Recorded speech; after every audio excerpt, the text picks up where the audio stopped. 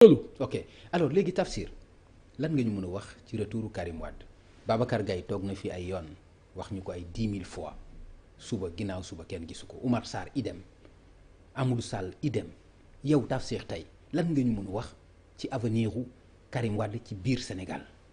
man doo mës a dégg ma ne la Karim Wade tel jour lay ñëw parce que waxuma ko.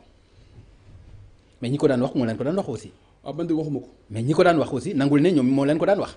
non dama dégg. ok fekkee ma waxtaan bi. ok fekkee ma waxtaan man sama bopp laa xam. li ma xam mooy Karim Wade ne m'a jamais dit que tel wax naa la ko fi la dernière fois nee naa la man fi muy dem ak fu muy dem man du ma ko laaj parce que am na liberté man aussi am naa liberté. mais ce dont je suis sûr et ce qu'il m'a dit il va venir loolu wax na ma ko mais waxuma date comme loolu laa mën a jàpp nag dina ñëw te Karim dafa war a ñëw Pape yow da nga war a taxaw ci Karim Wade di ñëw parce que nag Pape bu ñu waxante dëgg nag nañu waxante dëgg.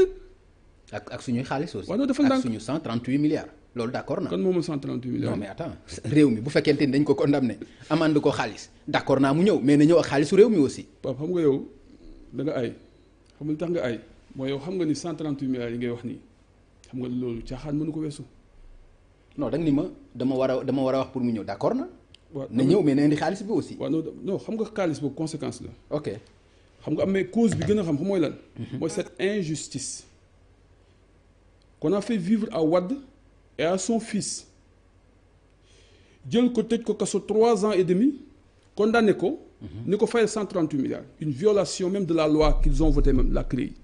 la CREI n'a jamais dit que mun nga tëj kenn ki jël ko 138 milliards jël keneen ki 138 milliards jël keneen ki 138 milliards non ça n'a jamais existé dans la loi sur la CREI moo tax ma ni la suñu borom moom dafa juste li muy def c'est-à-dire erreur yooyu ñu def yooyu yëpp di fay loolu ni 138 milliards mais xam nga loolu mooy yëfu caaxaan. te ki ko def tey lu mu wax ki doon demandé loolu tey lu mu def.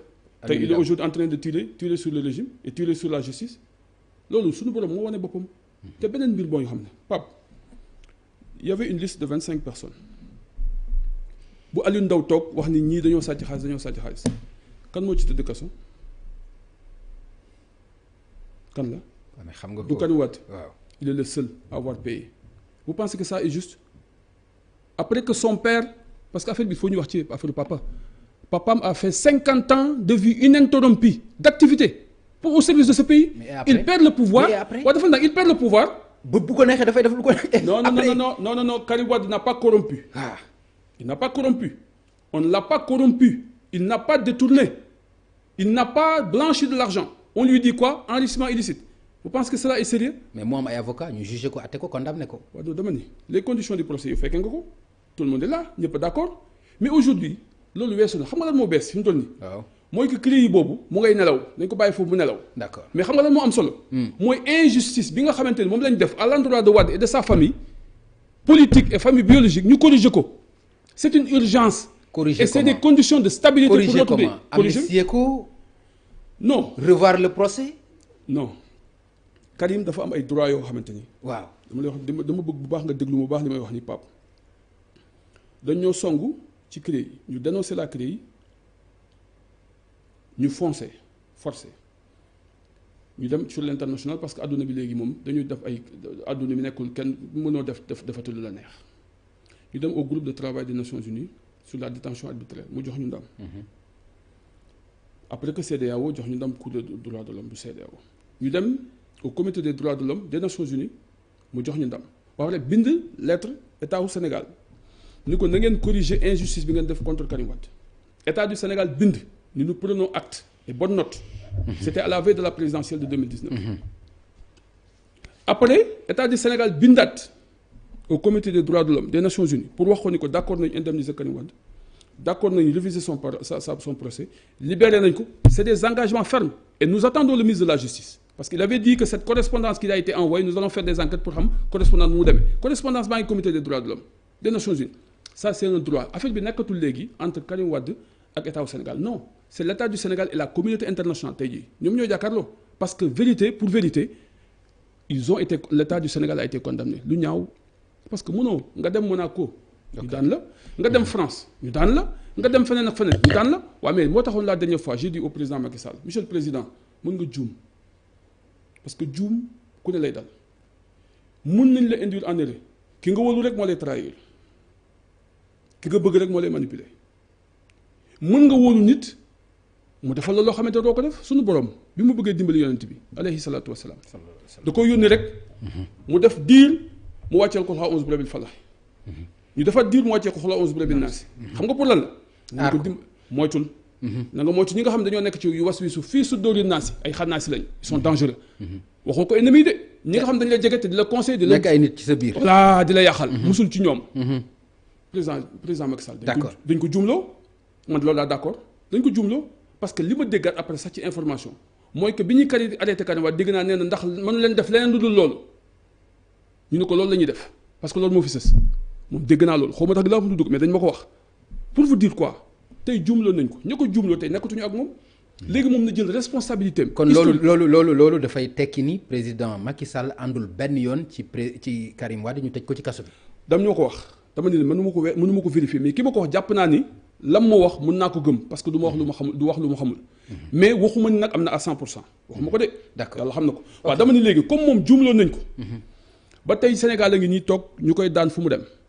deuxièmement muy dundaloo injustice te ñëpp d'accord nañ tey xam nga lan moo gën a neex Pape mooy que tey tous les Sénégalais à l'unanimité sont d'accord sur un fait que Karim Wade a été victime d'une injustice que son père a été victime d'une injustice waaye injustice duñ ko corriger maintenant l'état du Sénégal. loolu yéen a koy wax rek. injustice boobu yéen a koy wax. waaw mais l'état du Sénégal yéen a ko yàgg a wax yéen a koy wax yéen a ko wax avant condamnation yéen a koy wax après condamnation. waaw l'état donc correction bu waree am ñi ko war a def ñoom dinañ ko def bu fekkente ni warul am aussi xam nga ni duñ ko def. état du Sénégal bu bind. waaw au comité des droits de l'homme des Nations Unies. ok dégg ma baax li may wax nii. dégg naa ko. bind ni ñun d'accord nañu indemniser. ok d'accord nañu réviser son procès. d'accord nañu waaye léegi loolu du injustice na reconnaître sans injustice. léegi Tafsir gis nañu seen taxawaay bi ngeen am ci Covid bi dem wuy ji. et puis ma wax la beneen boo je vous en prie non c'est important li may wax nii. parce que Karim n'a pas demandé une amnistie. Karim demande la révision de son procès et les Sénégalais ont l'État du Sénégal a les moyens aujourd'hui de réviser le procès.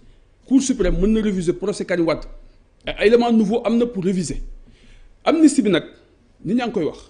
On n'a jamais demandé l'amnistie te on ne peut pas corriger une injustice à partir d'une injustice c'est pas possible c'est-à-dire que tey jii nii da ngay def amnistie beneen injustice la pour yow. non amnistie oui Karim Wade doit retoiser on amnistie maintenant on amnistie des faits léegi les faits oui mooy képp ku détourné woon xaalis crime économique crime financier de telle date à telle date suul nañ ko non on ne l'acceptera jamais parce que on ne peut pas à partir d'une injustice corriger une injustice parce que le fait d'accepter qu'une amnistie puisse protéger des gens demain qui vont être riches à milliards parce que depuis Macky Sall est au pouvoir amul kenn ku ñu fi tëj ku sàcc xaalis amul malgré le nombre multitude de rapports qui ont épinglé des gens amul kenn ku ñu tëj Bougazelli lañ fi tëjoon ci affaire blanchiment d'argent gis nga ko tey mu ngi bàkku te neen dafa diabète ça veut dire quoi ces gens-là aujourd'hui qui ont gouverné notre pays et qu'il y a des conditions de perdition budgétaire assez graves on ne va pas s'appuyer sur une amnistie pour protéger leen de non.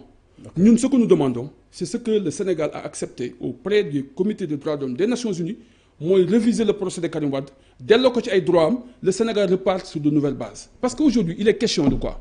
ok damay bañ rek. il est question ngeen tardé ci li nga xam ne moom il est question c'est important li ma la wax ni Pape. waaw mais tout lépp c'est important aussi bàyyi ma ñu avancer ci leneen loo xam ne aussi c'est important. je vous en prie baal ma rek ñu avancer ci leneen loo xam ne aussi c'est important. la stabilité du pays. waaw sa sécurité. ak son développement et sa prospérité dafa jaar tey jii président Macky Sall c'est le père de la nation actuellement parce que c'est le président de la République tey moo war a corriger toutes les injustices. D'accord li ma koy demander publiquement monsieur le président jëlal say mbir entre les mains nga corriger cette injustice là mu jeex une bonne fois on repart sur de nouvelles bases et on aura un pays bu nga xamante ni mais dañuy daw jinaa ni parce que tey jii li ñu bloqué xam nga mooy loolu mooy li fi nekk nii rek il y a une crise de confiance au plan politique.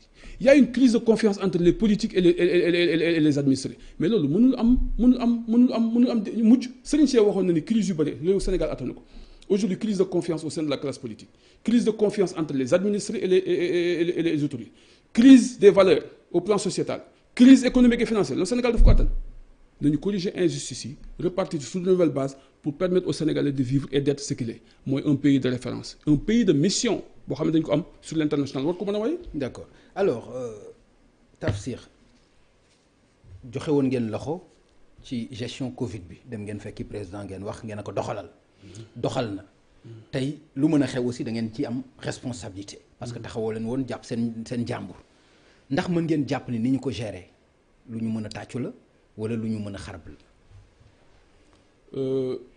Covid bi yàlla dafa dogal ñun dañ ci teel a jël suñu ay responsabilité wax li ñu war a def yëpp lépp lu ñu jël après mesure pratiquement dañu ci fekk ñu woote président woote ñun ñu dem bi ñu demee man maa yóbbu woon le message de président Wade ak Bara Dolly bi ñu demee wax nañ ko li ñu xalaat wax nañ ko lii régler problème bi sur le plan technique wax nañ ko li koy régler sur le plan purement bâtine parce que ay croyants lañu te man gëm naa ni Covid bi mbiru suñu borom la parce que mbiru suñu borom moo ni walillahi junuudu samawati wal ardi mu ni wa kaana allahu haliman hakiman beneen bi mu walillahi junuudu samawati wal ardi mu ni wa kaana allahu azizan hakiman ñaari la boole alim ak aziz bii xam-xam la savoir la bii puissance la mais bu ci nekk ànd na ak hakim ça veut dire quoi mooy man maa leen di utiliser wa maa yaxlamu junuuda rabbika mun illaa huwa samay armée yi nga xamante ñoo nekk ci kaw ci suuf man rek man maa ko xam loolu wax yonent bi donc comme ay armée moo ko yor te yàqu-yàqu yi ci àdduna bi bari na mu ni zaharal fasadu fil barri wal bahri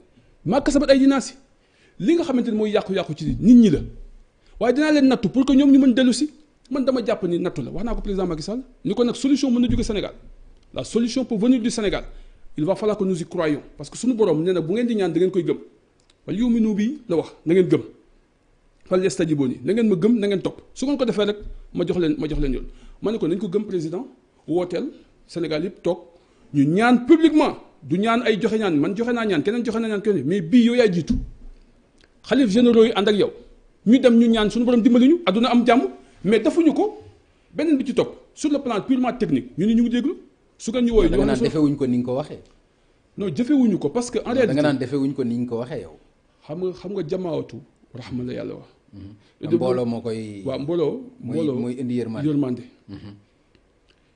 alors yërmande boobu xam nga bu fekkee nañu booloo xam nga yàlla dafa ni bu ngeen nekkee ci situation yi def ni mu ni na ngeen muñ na ngeen muñalante na ngeen lëkkaloo na ngeen ma ragal su ngeen ko defee ma dimbali leen man nag léegi dama sukkandiku ci foofu. waaw te xam nga lu tax ma sukkandiku fa dama la ko expliquer ba nga baal ma ci baatin bi nga baal ma. xam nga ñoom ñoo tuddee seen bopp Covid 19 Covid 19 bi xamoo kenn xamul lan moo leen ko tuddaloo xam nga Covid 5 araf la. 5 lettres la 5. 19 bii dafa mystique c'est un chiffre bu extraordinaire gis nga suraat yi nga xamante ni yàlla da ko doon wàccee ci yonent bi waxuma ni ñu ko arrangé nii ci téere bi mais bi muy wàcc xam nga ban mooy 19e suraat alam tara kayfa fa'ala rabbuka bi ashaabil fiil xam nga la ci yàlla wax mooy ba ñuy jëm a toj kaaba bi mu génne 19e suraat te suraat boobu 5 aaya la ñu tuddee ko Covid 19. ma ne leen lii ngeen di def ni xamu leen suñu borom mooy wane boppam parce que c'est sa puissance mu génn ci at boo xamante ne xam nga ban la 1441 muy 5-5 bi ci at bu yéeme sama borom sama benn xarit bu ñuy wax Amath moom ma koy fàttali barki démb 1441 muy 5-5 5-5 10 1 lay doon suñu borom mooy wane boppam yërmande bi ñëw taxaw ci kaw donc mu bindoon sama page Facebook nii est-ce que miséricorde la est-ce que punition la ou est-ce que épreuve la yaay seet yaay réfléchir nga xool sa réew fan nga toll ak yow ci sa diggante ak sa borom nga xam ni lii épreuve la nga xam ni lii yërmande la wala nga xam ni punition la lan laa def ba ñu war ma punir lan laa war a def ba nga xamante ni épreuve la parce que suñu borom moo ni dañu note est-ce que du yërmande pour ñun yooyu yëpp c'est des analyses qu'il fallait faire pour comprendre d'abord ce virus là nan la ñëwee ak parce que gis nga mu ngi muté tey dañ naan la indien bi suba ñu mooy loolu moo lay wan ne la kii am na lu ci nekk waaw loolu nag li koy dindi pour man ñaan laa gëm man Tafsir gannaaw nag bu nga xamante ni dañ def sur le plan technique li ñu war a def loolu yëpp nañ ko président Macky Sall ba ñu ci jógee woote na assemblée nationale indi loi am pour habilitation ñu habilité ko mu def lu ko neex mun bind lu ko neex la ca amoon ci erreur ñu corrigé ko troisièmement ñu taxaw ni ko pare nañu lépp loo ñu soxla woo ñu mu wootee comité boobu ci Covid bi mooy bi nga xamante ni moom mooy comité de pilote comité de suivi ñu ne fa suñu ay ndaw mais ça veut dire quoi ñun on était prêt bi mu njëkkee def discours le 3 avril ma kumba bay moom mooy déglu ma ne ko attention y avait le ministre Dame Diop ma ne ko Dame yéen a ngi dugal président Macky Sall ci lu ma xamul lu ngeen xamul parce que li ngeen koy defloo nii c'est pas ce qu'on est en train de faire yéen a ngi ci aspect économique te la crise n'est pas économique la crise elle est sanitaire te pour régler une crise sanitaire nag xam nga da ngay def da ngay dem fa nga ko war a régler mais boo ko régler ci wàllu économie wàllu finance ay wàllu ceeb ay diwlin di ngeen ñu divertir di ngeen yàq parce que xamu leen enjeu yi man leen 60 ans d'indépendance lañu am tey 3 avril Macky Sall def discours en plein anniversaire. mais nag loolu mënul woon ñàkk ci couvre-feu aussi. couvre-feu ceeb ak diwlin mënu ci woon ñàkk. Pape xam nga yonent bi mooy suñu référence toll na ci ay diggante mu difficile mu dund ko muy metti trop ci moom mu koy dund mettit boobu noonu muy nattu ñu teg ñu ko dañ ko war a accepter waxuma bu ñu soutenir de je suis d'accord pour ñu soutenir mais soutenance bi surtout soutien bi dafa war a nekk dans la discrétion nga xool famille yi nga xamante ni soxla nañ ko yóbbul leen ko te bañ ko def l'élément central parce que du élément central au plan stratégique ce qui est stratégique c'est que la santé des Sénégalais et l'humanité ñoom ñoo am menace léegi qu'est-ce que je dois faire pour que ce problème sanitaire là que je puisse le régler wax naa la dimension technique wax naa la dimension baatine wax naa la dimension mobilisation et mobilisation bi nag mënul am ci diversion ay sama ceeb ak ay diwlin ak ay omo macaron ak yooyu fan ngay di mobiliser wu doo ko dem parce que li amoon solo mooy que Sénégalais yëpp dafa ndoo benn bloc parce que suñu borom ne dañuy xeex moom dama bëgg ñu nekk nii def nii bloc boobu nag lu koy disperser waroo ko seetaan te li ko disperser mooy affaire ceeb yi diwlin ba léegi tey leerul amatuñ sax confiance ci ñi ko doon gérer parce que ñu ngi wax naan sàcc nañ fii joxe nañ marché fictif fii joxe nañ fa loolu ma laa ci doon éviter c'est pourquoi je demandais à ce que les gens se concentrent sur l'essentiel c'est la dimension stratégique pour que lii nga xamante ne mooy opérationnalité bi moo nekk di mais tey jii kon gestion bi baaxul mais polémique bi nga ci dégg ba léegi tey jii est-ce que dégg nga rapport comité bi sur les 1000 milliards déglu nga ko et on a fait jouer à ce comité-là ce qui n'est pas son rôle le contrôle des actions le contrôle des finances publiques c'est l'Assemblée nationale moo ko mën def à part l'Assemblée nationale c'est la Cour des comptes à part la Cour des comptes c'est l'inspection générale des finances. moo tax Mansour Faye bañoon. mais c'est normal que mu bañ Mansour a le droit de refuser d'aller à l'OFNAC parce que du OFNAC moo koy woo naan ko kay fii OFNAC mooy lan ba war a mën un ministre de la République ko kay jël il a refusé et j'ai eu à dire à des gens que Mansour a le droit de refuser ñu du dem parce que waruñu ko woo di ko laaj non parce que erreur yi ñoo bari xam nga tey jii l'euphorie de la victoire et de vouloir corriger dafa yóbbu régime bi ci niveau bu nga xamante ni ils ont commis beaucoup d'erreurs sur la constitution c'est la première fois dans l'histoire de notre pays que suñu constitution am erreur yu mel nii c'est la première fois dans l'histoire de notre pays que suñu loi de finances yi di am erreur yu toll nii bi ci mujj mu ngi bii mooy bi ñu voté loi de finances rectificative bi sànq laa ko lire dama jommi c'est des erreurs c'est des fautes yoo xamante ni élémentaires la gestion du Covid les ordonnances qu'ils ont prises sur les finances publiques mais c'est une catastrophe moo tax gisoo sax loi de finances rectificative doo ko gis parce que c'est une catastrophe Sénégal mérité wul loolu te loolu li ko indi xam nga mooy lan aller dans l'euphorie aller di waxantu te nee nañ leen dal leen calme sérénité lucidité. euphorie wala fast track. fast track dafa am lu mu àndal xam nga yontu yàlla daaw la suñu borom da ko jox na ko sax fast track waaye fast track xam nga lan la ko boolee xikma te xikma du caaxaan mën nga am 80 ans doo am xikma mën nga am 30 ans am ko parce que jagle la suñu borom moo koy jagle ku ko neex moo tax fast track boo koy wax rek attention nga wax fast track mais boo amul xikma moom ci caaxaan ci sànq te lay yóbbu donc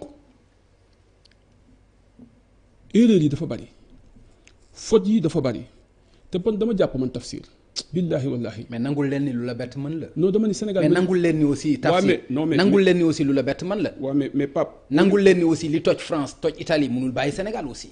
Pape Sénégal du France. waaw mais d'accord mais nangul loolu aussi. Pape Sénégal du États-Unis mais au moins ci sa bonne foi nangul leen ni jéem nañ. nangul leen ni bett na leen. man gëm naa ni cër bi ñu am France amu ko. non ci affaire non nañu wax. dama lay wax rek non non xam nga fi mu toll nii li xew nii. waaw li xew nii. waaw mooy affaire Covid bi. waaw dafa dépassé ñëpp. ku nekk da nga doon wut solution jeex na. waaw ku nekk da nga doon wut solution. adduna yëpp di wut solution. jeex na ma ñëw toog ak président ni ko solution mën na jóge Sénégal man gëm naa ko. dund ko nag dund ko man j'ai vécu le Covid intensément demandé suma waa kër damay tëju pendant des jours di ñaan di def lu parce que dama ko dund. je l'ai vécu intensément laa la wax parce que dama gëmoon ni c'est la première fois l'occasion rêvée pour suñu réew wane boppam.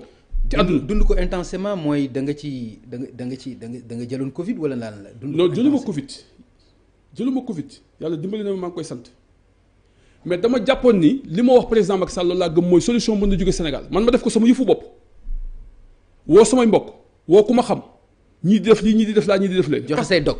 joxe naa ko publiquement ñëpp dégg man nañ def ñaan bii nañ def ñaan bële. yaatal ko. mais loolu yaatu na man dama ko def publiquement. yaatal ko publiquement. non fi Facebook laa ko def. yaatal ko s'il vous plaît. non xam nga lu tax. Tafsir yaatal ko rek. lu baax la baatin la wax nga ma ko. yaatal ko s'il vous plaît. Pape xam nga. Tafsir déglu ma wax la. d'accord ma nangul la ko. amul problème. waaw doo déglu xam nga man li ma joxe. joxe naa ko ba pare. te ñeneen joxe nañu. là n'est pas le débat xam nga débat bi fan la nekk. mooy ndax Sénégal xam nañ li ñu doon ndax Sénégal xam nañ seen bopp.